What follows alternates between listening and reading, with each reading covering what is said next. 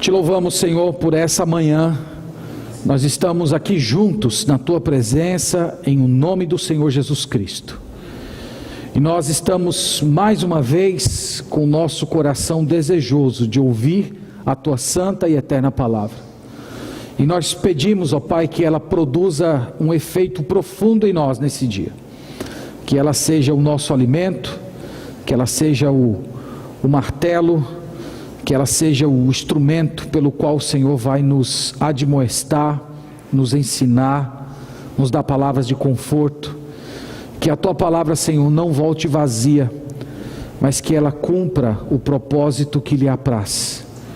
O Senhor sabe que nós dependemos da Tua palavra para termos vida, que ela é o nosso alimento. E nós pedimos que o Senhor faça com que ela chegue ao nosso coração essa manhã e produza, ó Deus, aquela edificação que nós necessitamos tanto. Oramos no nome de Jesus. Amém. Vamos abrir, meus irmãos, em Gênesis capítulo 19. Gênesis 19.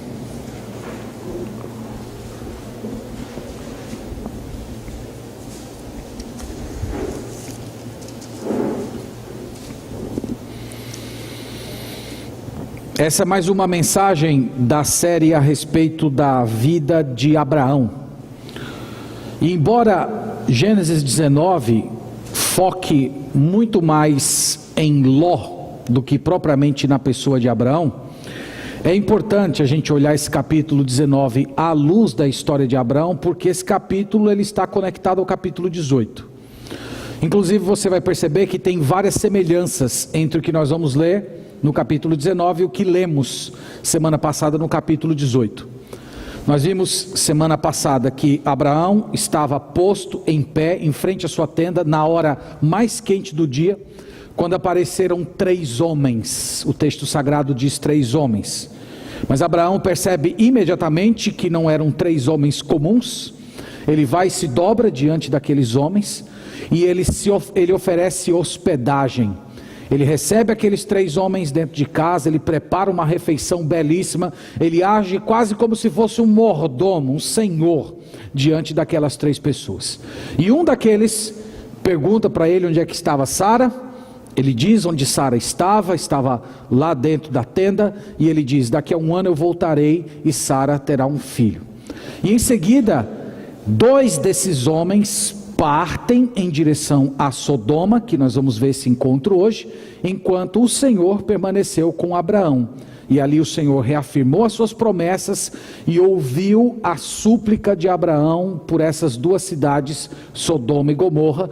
E o Senhor condescende a Abraão ao ponto de dizer que se houvesse pelo menos 10 justos naquela cidade, o destino todo daquela cidade seria adiado por conta da presença daqueles 10 justos.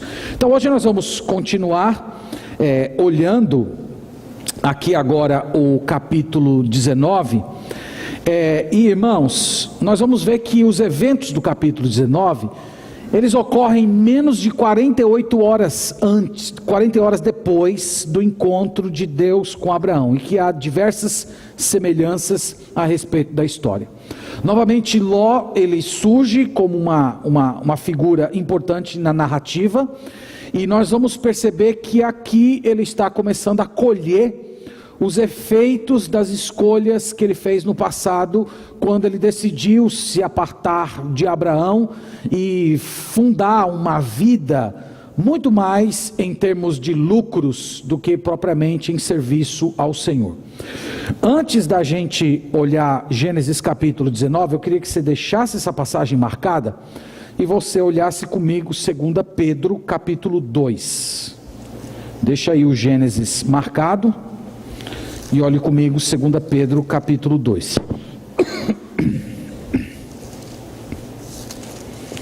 2 Pedro capítulo 2.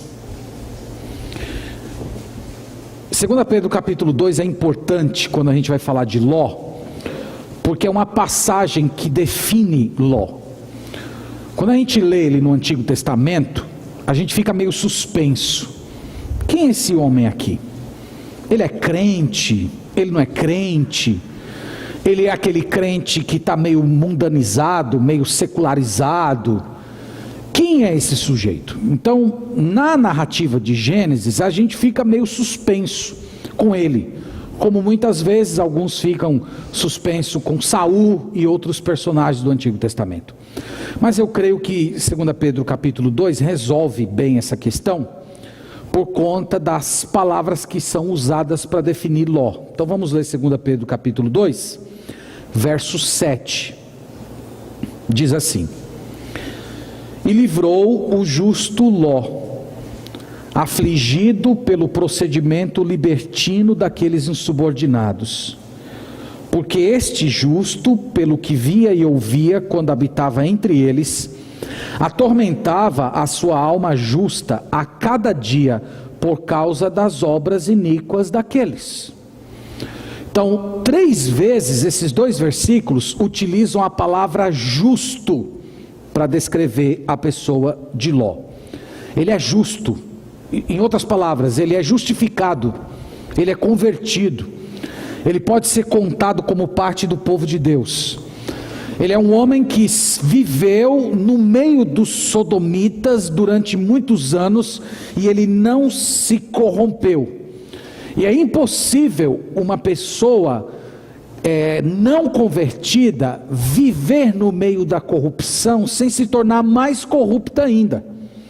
Então, quando nós vemos uma pessoa que é capaz de manter uma certa pureza no meio de um mundo de iniquidade, ali nós temos um sinal da graça, e é por isso que o texto chama ele de justo.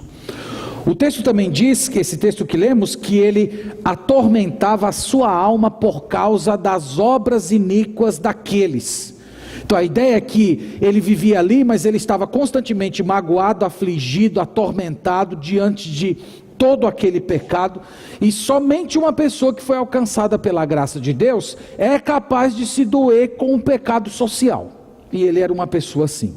O texto também diz que ele atormentava a sua alma a cada dia, isto é, todos os dias ele sofria, todos os dias ele estava ali padecendo. Ele não se tornou um sujeito indiferente ao pecado, ele tinha uma certa sensibilidade refinada ao pecado, e novamente eu digo, isso é fruto da graça. Portanto, o personagem que nós vamos olhar hoje é um crente, é por isso que ele é um grande alerta para a gente. Ele é um servo de Deus, ele é alguém salvo, ele é alguém que está no céu nesse momento. E por conta de tudo o que aconteceu com ele, sendo ele um homem de Deus, isso deve ser um grande alerta para todos nós. Então vamos voltar para Gênesis capítulo 19 e vamos prosseguir aqui a leitura do capítulo. Nós vamos fazer como temos feito, vamos lendo e fazendo aí umas pequenas paradas para tentar explicar algumas questões do texto sagrado. Irmãos, a primeira cena desse capítulo 19 é uma cena muito parecida com a do capítulo 18. A do capítulo 18, Abraão hospeda Deus e os seus anjos. Capítulo 19, Ló hospeda anjos. Vamos ler o primeiro versículo, que diz o seguinte: Ao anoitecer, vieram os 2 anjos a Sodoma, a cuja entrada estava Ló assentado. Este, quando os viu, levantou-se e, indo ao seu encontro, prostrou-se, rosto em terra. Então aqui nós vemos que a narrativa começa bem parecida com a do capítulo 18. Abraão recebe 3 pessoas e ele estava na frente da tenda da sua casa, na porta, na hora mais quente do dia. Aqui o texto diz que já estava anoitecendo quando os anjos que tinham saído lá dos carvalhais de Manre, da terra de Abraão, estavam chegando em Sodoma. Pelos relatos bíblicos, irmãos, a região em que a cidade de Sodoma estava era uma região muito bonita. Era um vale fértil, muito bem regado, com muitas árvores. Provavelmente, se você fosse lá, você ficaria impressionado. Uma região que é cercada de desertos, desertos e desertos, e de repente você sobe assim um morro e você olha e embaixo você vê um vale quase como sendo um oásis. paz. Era uma coisa linda aquela região, e foi por isso que quando Abraão disse a Ló: escolha para onde você quer ir, o Ló bateu logo os olhos nessa região, porque de fato era uma região muito vistosa. Mas irmãos, isso era apenas uma beleza aparente, era a beleza da natureza, era uma espécie de máscara de maquiagem e de miragem, porque assim que você passasse pela entrada de Sodoma, você e qualquer pessoa que tivesse o mínimo valor moral, ficaria chocado com o que estava acontecendo naquela sociedade. Você veria pessoas tremendamente violentas, injustas, mergulhadas nas práticas imorais, nos seus níveis mais profundos. Eu sei que toda imoralidade é pecado, mas vocês hão de concordar comigo, e a Bíblia mostra isso, que existem andares de imoralidade, que é possível você ir mais profundo num comportamento imoral, e a cidade de Sodoma já havia chegado nos degraus mais baixos da sua imoralidade. Você veria ali muita idolatria também. E não é à toa que o próprio Deus já tinha dito a Abraão que o clamor de Sodoma havia chegado até ele. E esse clamor, como nós dissemos semana passada, não era o clamor dos remidos, era o clamor dos próprios ímpios, era o clamor das pessoas que viviam naquela região e que estavam sofrendo por conta da completa destituição moral dos habitantes que moravam ali. Então ninguém aguentava mais. E o texto diz que quando os anjos se aproximam, Ló estava à porta da cidade. Isso é uma coisa importante. A porta da cidade, nos tempos antigos, era uma espécie de sede do governo.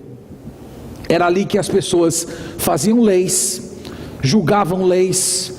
Ali eram os lugares onde as pessoas faziam negócios. Você que já leu a história de Ruth, lembra quando Boaz foi negociar se ele ia ser o resgatador de Ruth ou não? Ele foi para a porta da cidade encontrar os anciãos, e foi lá que ele fez a negociação do sistema do levirato. A porta da cidade era um lugar importante em que as autoridades ali ficavam e julgavam e negociavam e recebiam as pessoas e despediam as pessoas. Então quando o texto sagrado diz que Ló estava à porta da cidade, isso é para mostrar que ele se tornou um homem de autoridade ali.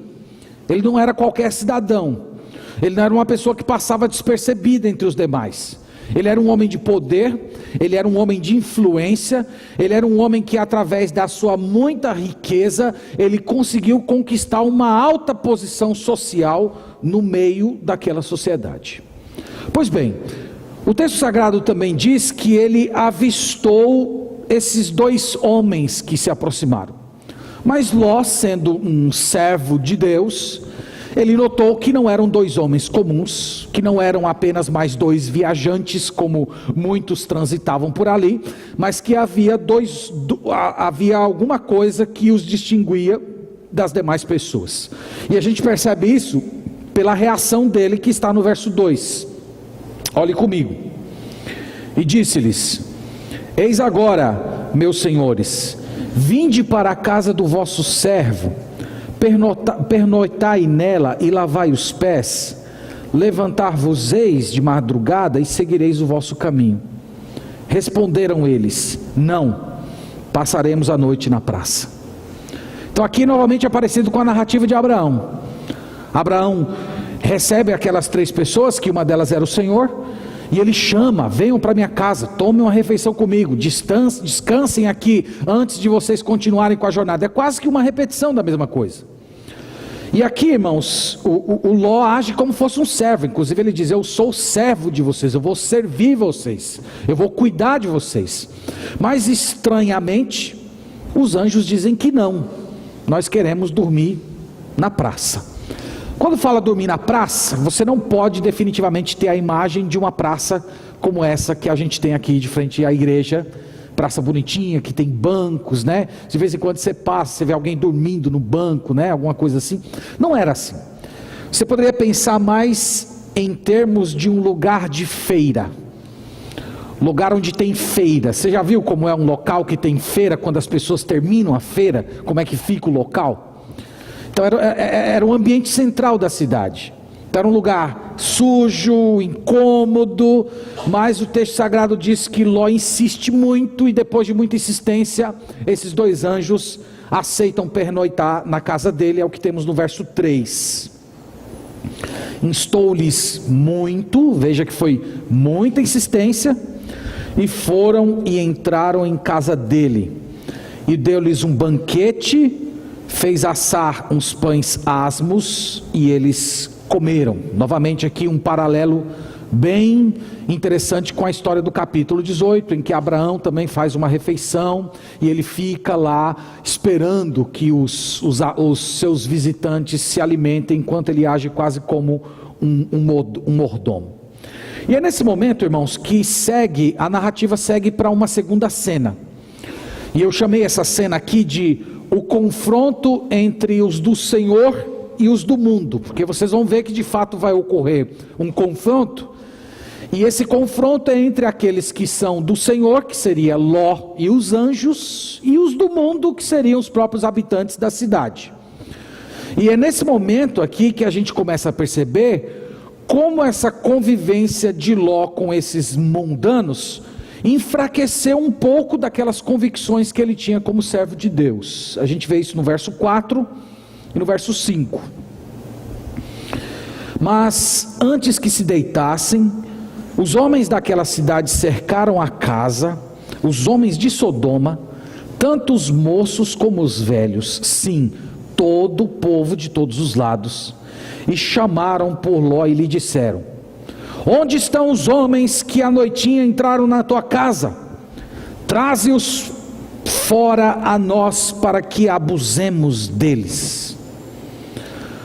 Você percebe que o autor sagrado, que aqui é Moisés, ele faz questão de dizer que a cidade inteira estava ali. Não era uma impiedade de umas poucas pessoas. Não era um pequeno grupo de gente mal intencionada que estava levando a cidade em termos de uma violência terrível. Não, o texto diz: homens, moços e velhos, todo o povo. Eu não sei se você consegue imaginar isso, mas era uma visão terrível.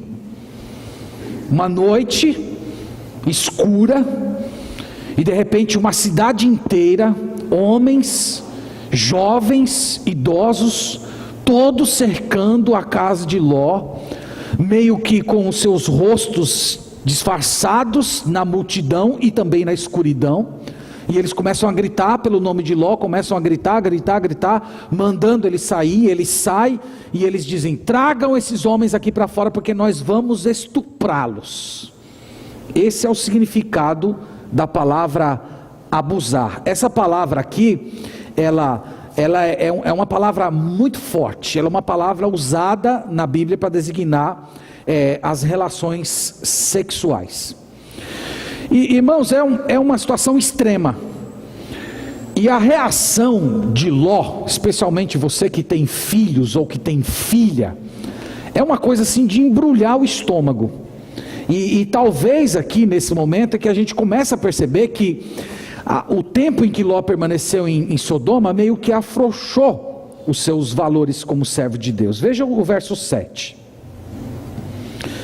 E lhes disse: rogo-vos, meus irmãos, não façais mal. Tenho 2 filhas virgens, eu vou-las trarei, tratai-as como vos parecer, porém nada façais a estes homens, porquanto se acham sob a proteção do meu teto. A primeira coisa que Ló faz é chamá-los de irmãos. Isso é uma coisa muito importante na narrativa, porque Ló chamando eles de irmãos é como se ele estivesse tentando dizer: eu sou parte de vocês, eu sou irmão de vocês, eu sou do mesmo povo que vocês, por que vocês estão me tratando desse jeito? Nós somos irmãos, somos de uma mesma família social. E ele diz assim: não façais este mal. Essa palavra que aqui na Bíblia de vocês é traduzida por mal, eu acho que algumas versões de vocês usam a palavra perversidade. Ela é uma palavra que nessa forma aqui, ela só aparece em mais uma passagem no Antigo Testamento, que é em Juízes capítulo 19, verso 23, que eu não sei se vocês lembram da história, mas os habitantes de Gibeá também estavam tentando convencer o habitante, o seu compatriota, de colocar para fora da sua casa um sacerdote que ele tinha recebido, para eles fazerem a mesma coisa, também estuprarem. Aquela história é uma história muito triste. O homem acaba entregando uma concubina que eles tinham, e eles estupram aquela concubina de uma forma terrível, e a mulher termina morrendo. Então é a mesma palavra. Então é a mesma palavra que o autor de Juízes vai empregar. E a solução de Ló, irmãos, é uma solução de doer na gente. A solução dele é: estuprem as minhas filhas, elas são virgens. Não estuprem os meus hóspedes, porque eles estão sob a minha proteção. É como se para ele o estupro das suas filhas virgens seria pior do que o estupro dos seus hóspedes, né? Violar a castidade da filha deles seria uma coisa menos terrível, menos perversa do que acontecer isso com os seus hóspedes. Quando você lê os principais comentaristas do Antigo Testamento, muitos deles vão destacar que Ló aqui estaria representando aquilo que é chamado de hospitalidade oriental, que até hoje isso funciona, em que quando um oriental recebe você na casa dele, você se torna sagrado, uma pessoa inviolável, ele é responsável por sua vida dali por diante, e que Ló estaria refletindo esse comportamento oriental de receber os hóspedes. Mas, irmãos, embora a gente não deva desconsiderar isso, nós não podemos deixar de perceber que essa convivência demasiada de Ló com os habitantes de Sodoma já havia aqui meio que corroído os seus valores como homens de Deus, como homem do Senhor. Pois bem, mas os sodomitas não aceitaram isso, não aceitaram essa tentativa de Ló de manter um padrão de comportamento puramente externo, enquanto a sua família era violada. No verso 9, diz assim: eles porém disseram: retira-te daí. E acrescentaram: só ele é estrangeiro, veio morar entre nós e pretende ser juiz em tudo. A ti, pois, faremos pior do que a eles. E arremessaram-se contra o homem, contra Ló, e se chegaram para arrombar a porta. Eles não quiseram ouvir Ló, disseram: sai daqui. E chamam ele de estrangeiro. Lembra que Ló tinha acabado de chamá-los de irmãos. Somos irmãos. Você não é irmão coisa nenhuma, você é um estrangeiro. É um estrangeiro que está num cargo que você não merece ser. Você é um juiz aqui da cidade.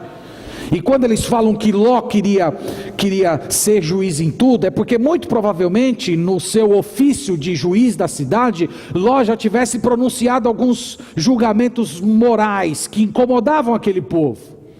Você quer ser juiz sobre tudo? Pois olha, nós vamos fazer o seguinte: nós vamos fazer o pior do que com eles contigo. Então, irmãos, o que isso demonstra aqui para a gente? A gente vê claramente que o Ló, ele não era respeitado como um homem de Deus ali. Ele não era respeitado assim como um servo do Senhor. Nós até poderíamos dizer que ele se tornou um homem infrutífero ali. Que a sua vida ali como servo de Deus não moldou, não influenciou nada na identidade daquelas pessoas. Ele é uma espécie de luz que nunca brilhou. Ele é uma espécie de sal que nunca purificou. E tudo isso acontece na vida dele aqui nesse momento, porque um dia no seu passado, ele tomou uma decisão.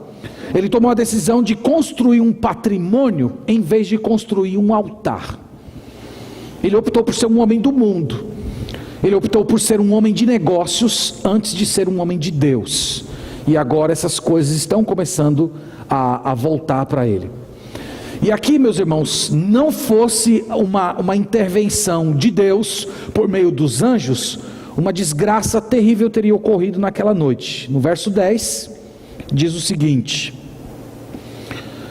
porém os homens, estendendo a mão, fizeram entrar Ló e fecharam a porta, e feriram de cegueira aos que estavam fora, desde o menor até o maior, de modo que se cansaram à procura da porta.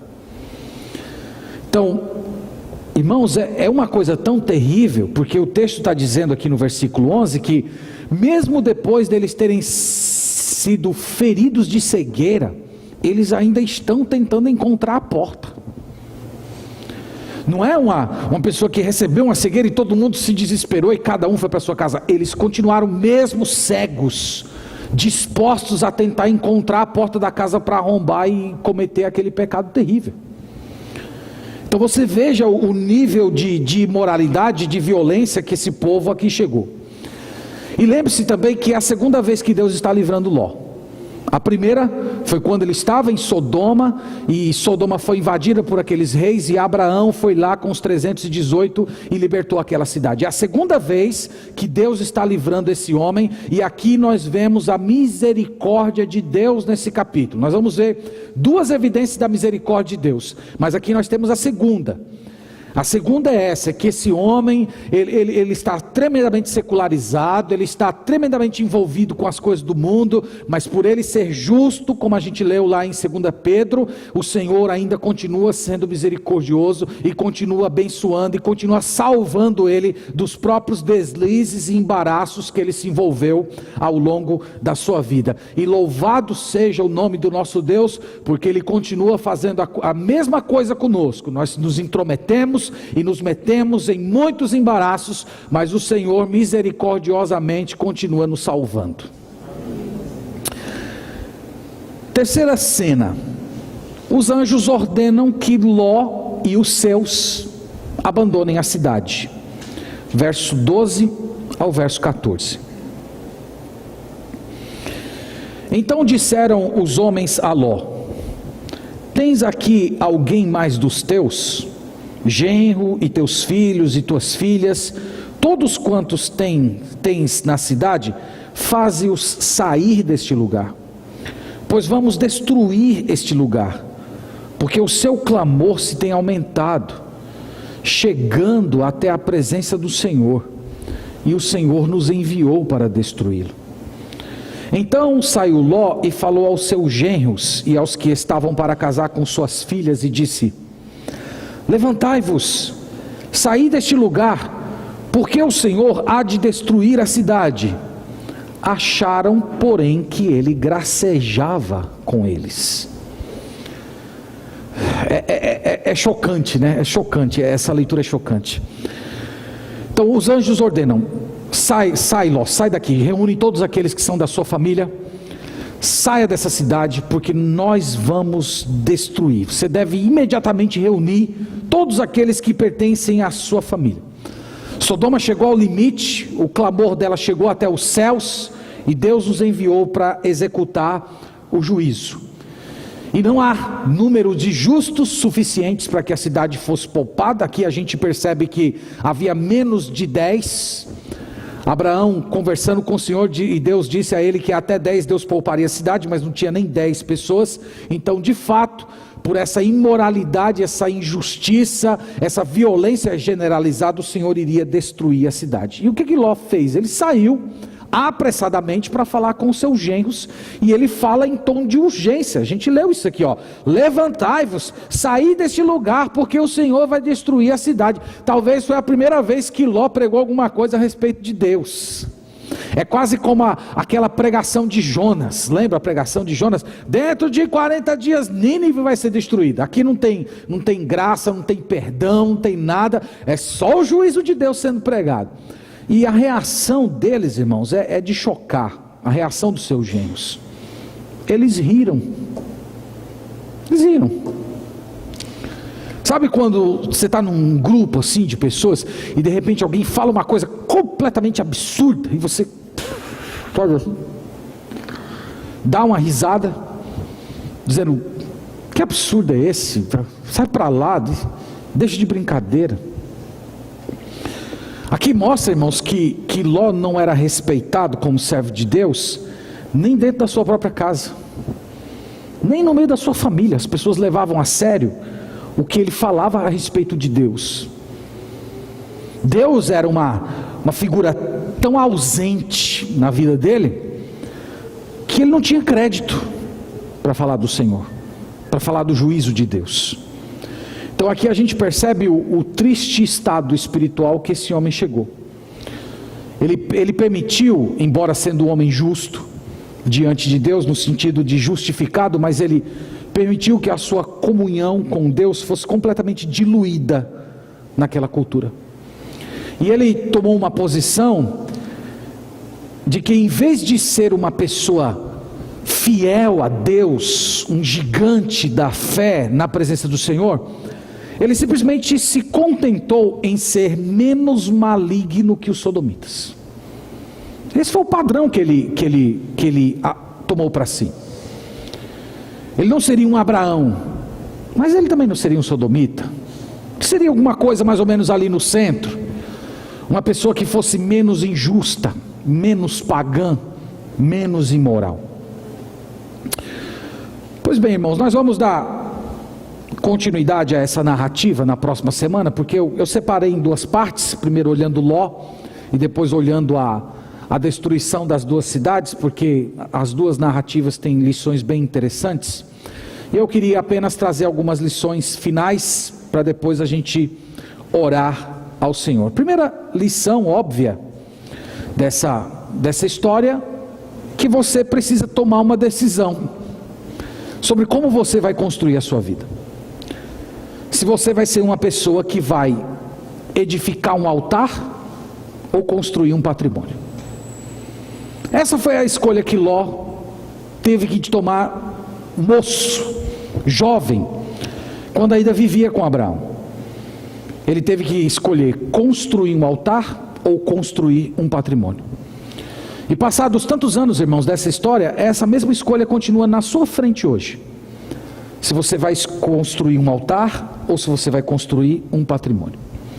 Ou talvez eu poderia colocar em outros termos, dizendo: edifique o seu patrimônio sobre a estrutura do altar. Acho que assim talvez ficaria mais confortável. Porque de fato Ló escolheu o oposto. Ló escolheu carreira antes da fé. Ló escolheu os negócios antes do reino de Deus. Ele é completamente o oposto do Abraão. O Abraão escolheu viver pela fé.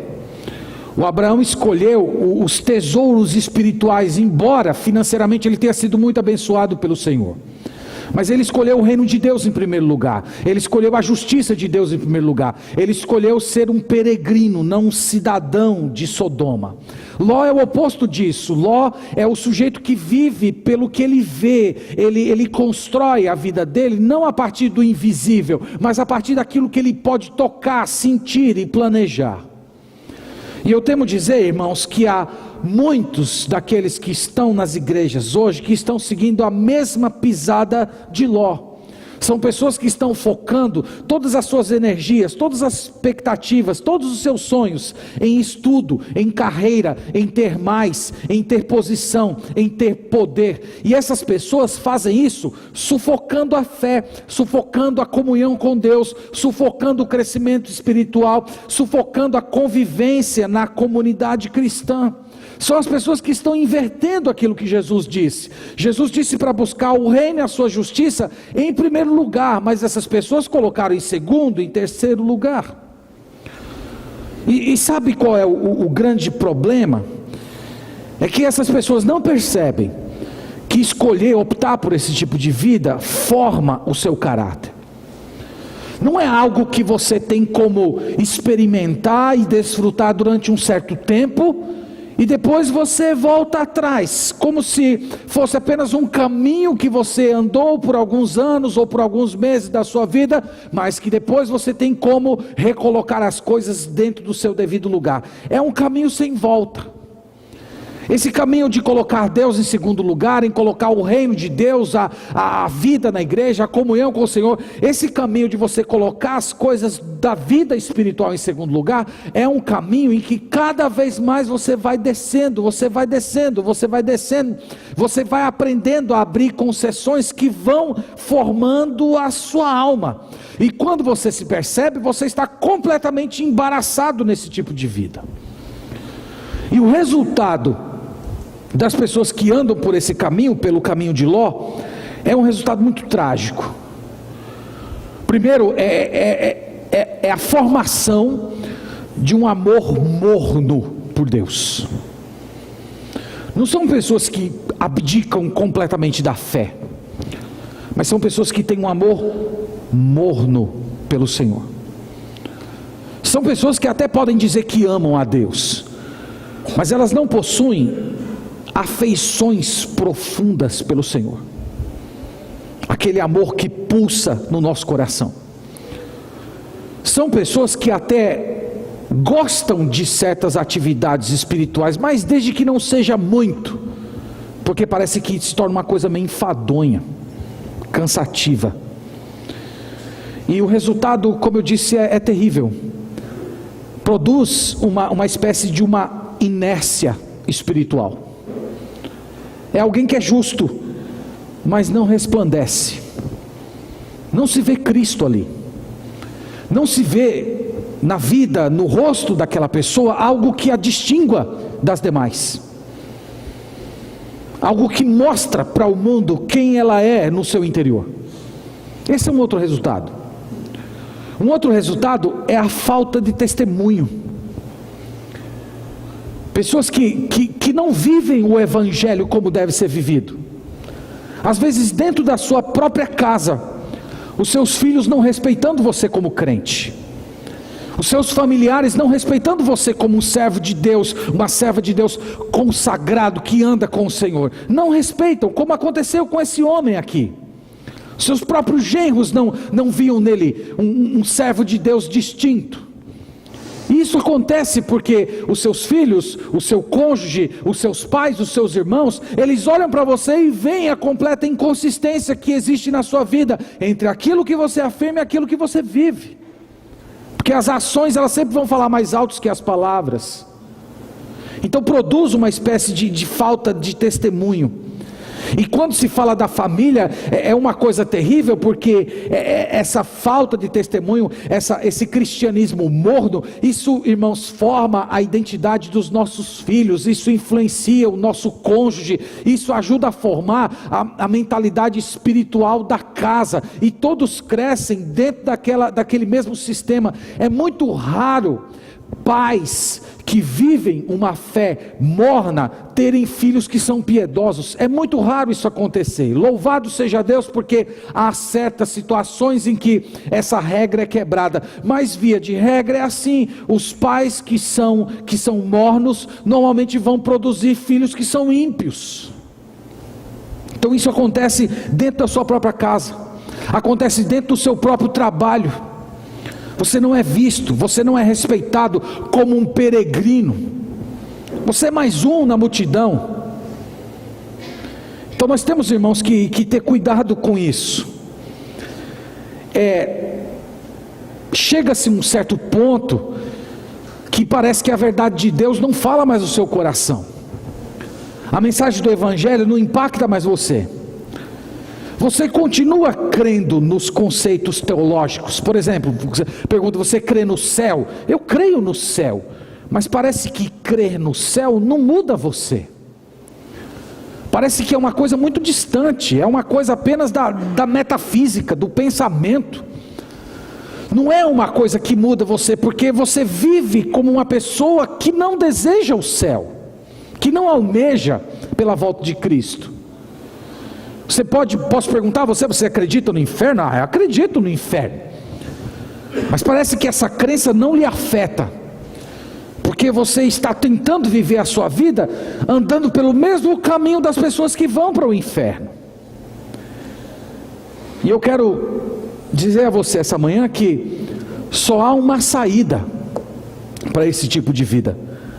É você tomar uma decisão de que hoje você vai edificar um altar. Você sabe que eu estou falando em termos figurados, né? Edificar um altar, né? Não é convidar o pastor. Pastor, vamos fazer uma visita lá em casa para o senhor ver o altarzinho que eu fiz lá na sala, né? Quando eu falo construir um altar, eu estou falando de assumir uma vida na presença do Senhor. De hoje em diante você andar com o Senhor. de você tomar a decisão de sair de Sodoma, antes que seja tarde demais para você.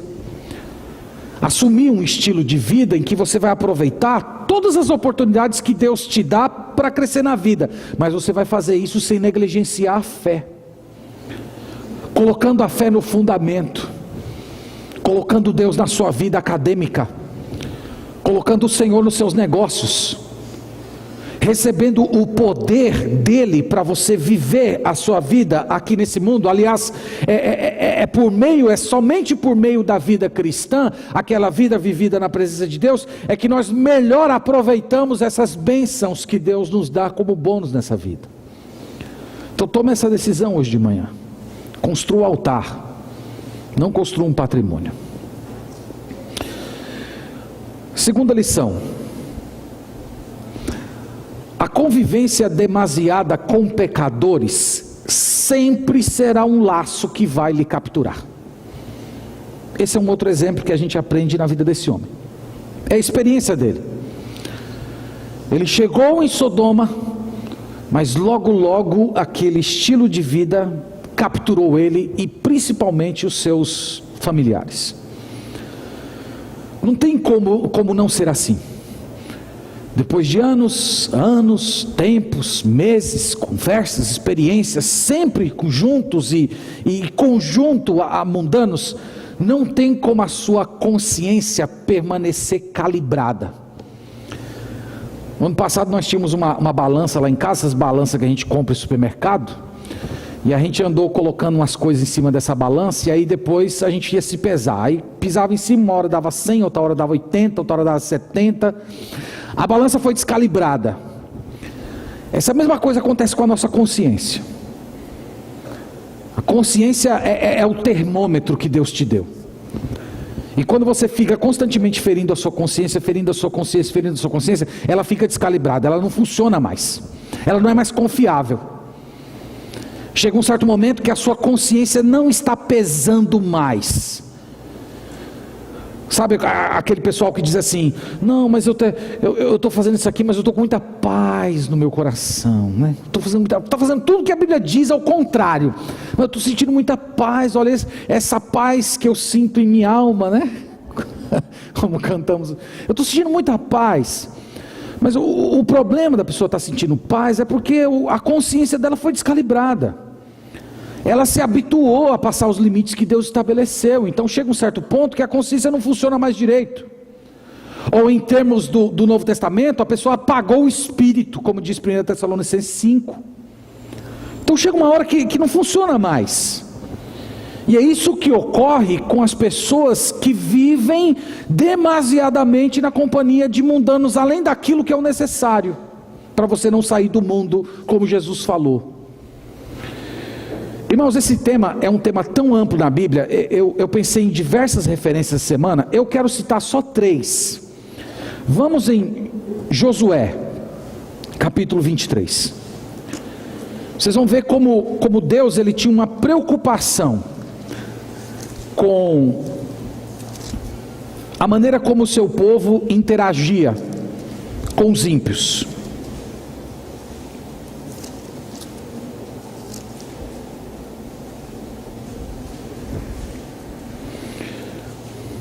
Josué capítulo 23.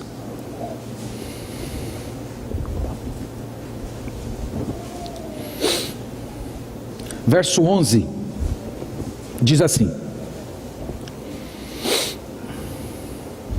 mesmo na era dos smartphones, né, com as bíblias dos smartphones, ainda a gente é capaz de ouvir as paginazinhas da Bíblia correndo, enquanto o pastor pede para os irmãos procurar a referência.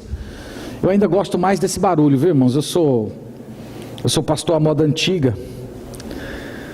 Josué 23, verso 11 diz: portanto empenhai-vos em guardar a vossa alma, para amardes o Senhor vosso Deus, porque se dele vos desviardes e vos apegardes ao restante destas nações ainda em vosso meio, e com elas vos aparentardes, e com elas vos misturardes, e elas convosco, sabeis certamente que o Senhor vosso Deus não expulsará mais essas nações da vossa presença, mas vos serão por laço e rede, e açoite às vossas ilhargas, e espinhos aos vossos olhos, até que pereçais nesta boa terra que vos deu o Senhor vosso Deus.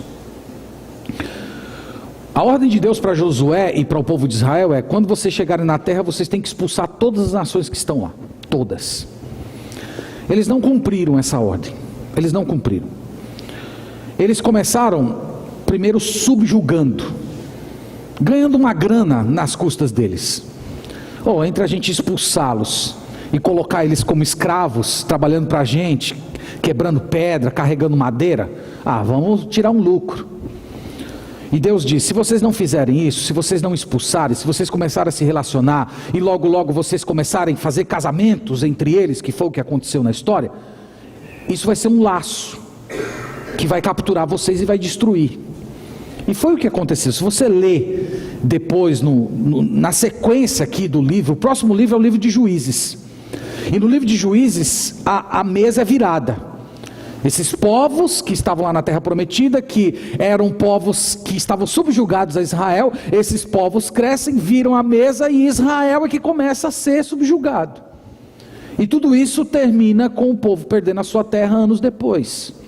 Então, o ensino de Deus: não se aproximem dos mundanos, não convivem com os mundanos. Se vocês conviverem, vocês vão se tornar iguais a eles. Se vocês se tornarem iguais a eles, eu vou tratar vocês semelhante ao que eu trato eles. 1 Reis, vamos lá, 1 Reis, essa aqui é interessantíssima, capítulo 11. Primeiro livro dos Reis, capítulo 11. O homem mais sábio da história do Antigo Testamento. Para vocês verem que essas coisas, elas estão patentes até para quem é sábio e experimentado na fé. Falando de Salomão, capítulo 11 de 1 Reis, verso 4, diz assim: sendo já velho, suas mulheres lhe perverteram o coração para seguir os outros deuses, e o seu coração não era de todo fiel para com o Senhor seu Deus, como fora o de Davi seu pai. Vocês estão vendo isso aqui? Ele já era um homem velho. Porque a gente tem uma mania de pensar que esses tipos de pecados, eles são mais comuns entre os jovens, né? E não está de todo errado. O jovem, ele possui paixões que são muito mais gritantes e latentes na sua pele. Então ele muitas vezes, por não ter sido formado muito bem, não ter uma personalidade completamente construída, ele está sim mais para esses tipos de pecado. Mas aqui nós temos um homem sábio, servo de Deus, experimentado, idoso, e que optou por se casar com mulheres ímpias, mulheres idólatras, e essas mulheres cativaram, perverteram o coração dele, e ele está aqui caminhando para o final dos seus dias, sem ter o coração dele completo para o Senhor. Vocês estão vendo como isso acontece? É a mesma coisa com a gente, irmãos. Nós não somos mais sábios que Salomão. Se aconteceu com Salomão, acontece com a gente também. No Novo Testamento, esse conceito ele é expandido, porque o Novo Testamento vai dizer que você deve se afastar não somente dos mundanos, mas dos crentes mundanos. Vamos para 1 Coríntios capítulo 5. E aqui é para mostrar que só o fato de você estar dentro de uma igreja não resolve completamente a questão. Porque alguém poderia pensar, né? Mas eu dentro da igreja aqui, né? O meu grupo social, o meu grupo de amizade são as pessoas da igreja, gente criada na igreja, gente de família, esse tipo de coisa. Mas olha o que Paulo diz, 1 Coríntios capítulo 5, verso 9.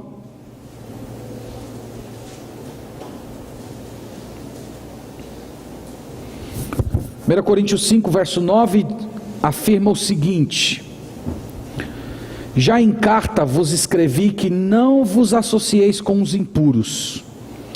Refiro-me com isso, não propriamente aos impuros deste mundo, ou os avarentos, ou roubadores, ou idólatras, pois neste caso terias de sair do mundo. Mas agora vos escrevo que não vos associeis com alguém que, dizendo-se irmão, for impuro, ou avarento, ou idólatra, ou maldizente, ou beberrão, ou roubador, com esse tal nem ainda comais. Então perceba que o Novo Testamento expande mais esse contexto. O Novo Testamento vai dizer que você tem que se afastar às vezes de pessoas de dentro da igreja, pessoas que não estão andando com o Senhor, pessoas que estão nas mesmas pisadas de Ló, pessoas que não estão sendo fiéis, que não buscam ao Senhor, que estão vivendo como mundanos. Ele diz: se afastem dessa pessoa, nem coma com essa pessoa. A comida nos tempos do Novo Testamento era o ambiente onde se havia maior intimidade. Então veja, irmãos, como a Bíblia trata muito dessas coisas. Você não pode se iludir. Se você começar a fazer as mesmas escolhas de Ló, logo logo você vai se pegar como ele. Logo logo você vai se ver como Sansão, roubado das suas forças, cego e ridicularizado por esse mundo que odeia Deus. Não tem como ser diferente. E isso vai enfraquecendo as suas convicções, isso vai diluindo a sua fé, e quando você se perceber, você não está nem mais agindo, nem pensando mais como alguém que é do Senhor.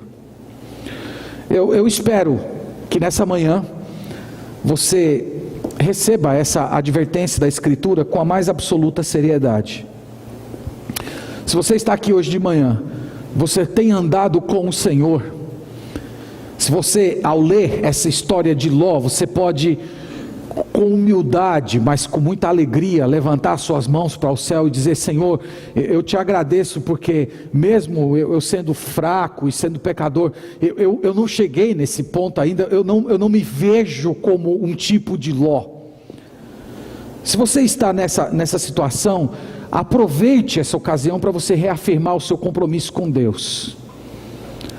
E para você não descansar, porque essas coisas aqui estão cercando a gente. Todo momento, cada dia da sua vida estão acontecendo coisas fora de você e dentro de você, para tirar você do lugar que você está com o Senhor nesse momento.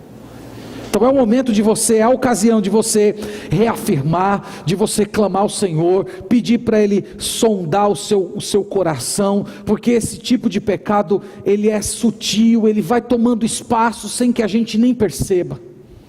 Não se fie no fato de você ter tempo de igreja, de você ser uma pessoa experimentada. Aqui está o exemplo de Salomão, que a gente acabou de ler, um homem experimentado na fé, mas que caminhou um bom tempo da sua vida quase como um mundano. E se você, ao ler o texto hoje, se viu na pessoa de Ló, se arrependa antes que seja tarde demais. Se volte para o Senhor. Venha até o Senhor Jesus Cristo. O Senhor Jesus é o médico dos médicos. Ele pode curar esse seu coração e Ele pode reavivar a sua fé. Ele pode refazer você. Então se humilhe na presença do Senhor, confesse isso a Ele, fale com Ele hoje, dizendo: Senhor, eu tenho um coração que nem o de Ló, eu não quero viver desse jeito. Quebranta essa minha vontade endurecida, dá-me um coração sensível à tua vontade, me dá força para eu quebrar esses relacionamentos que eu preciso quebrar, me dá força para eu me afastar dessas pessoas às quais eu preciso me afastar. E só assim você vai ter uma vida de fé. Então venha ao Senhor Jesus. Talvez essa seja uma das últimas oportunidades que Deus está te dando, antes que você comece a colher os amargos frutos da vida desse homem. Como nós vamos ver no restante dessa história, as coisas só vão piorar. E eu quero terminar falando com você que ainda não entregou a sua vida ao Senhor Jesus Cristo. Eu queria te lembrar que o anúncio dos anjos de que Sodoma seria destruída é uma recordação constante de que um dia esse mundo também vai ser destruído. Nós lemos antes da pregação, 2 Pedro, dizendo que esse mundo, ele está entesourado para o fogo. Ele está guardado como um tesouro para um dia ser queimado. A Bíblia diz que nós estamos vivendo nos últimos dias. E só aqueles que estão em Jesus é que vão ser retirados desse mundo, antes que o fogo da destruição, da ira e do juízo de Deus chegue aqui. Ló, mesmo sendo um homem muito inconsistente na sua fé, ele foi retirado de Sodoma antes que a destruição chegasse. E isso vai acontecer um dia com todos aqueles que são de Jesus. A Bíblia fala que antes da destruição virá o arrebatamento da igreja. E depois esse mundo vai começar a passar por uma série de juízos, que vai culminar com a destruição desse mundo através do fogo. E diante de todas essas verdades, eu queria chamar você a vir até Jesus, a se refugiar em Jesus. Só Ele pode te salvar disso. Só Ele pode te livrar dessa ira que está se aproximando. Venha até Ele antes que seja tarde demais. Venha até Ele enquanto você tem tempo.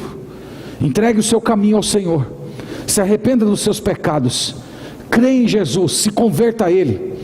Acredite que a morte dele foi um sacrifício para perdoar os seus pecados, e se comprometa a viver uma vida na presença dele. E a Bíblia promete que no dia da destruição você vai ser poupado. Antes dela você vai ser retirado desse mundo. Eu espero sinceramente que Deus faça você perceber isso, e que o seu coração nesse momento venha desesperado para a presença de Jesus, obter salvação e perdão, antes que você não tenha mais essa oportunidade. Irmãos, que Deus nos abençoe, que Ele nos dê graça, que Ele tenha misericórdia de nós, e que Ele nos conceda um coração que seja completamente dele. Amém. Vamos orar ao Senhor.